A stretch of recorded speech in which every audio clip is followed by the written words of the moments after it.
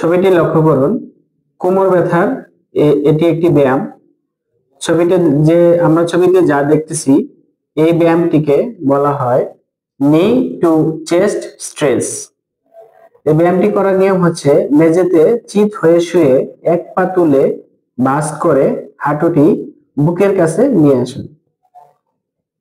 দুই হাত দিয়ে এবার ভাঁজ করা হাঁটুটি বুকের কাছে চেপে রাখুন 10 সেকেন্ড। পাশাপাশি অন্য পাটি মেঝে বরাবর টান টান করে রাখুন। অপর পায়ের জন্য একইভাবে ব্যায়ামটি অনুশীলন করুন। শেষে দুই পা একসাথে ভাঁজ করে ব্যায়ামটি করুন।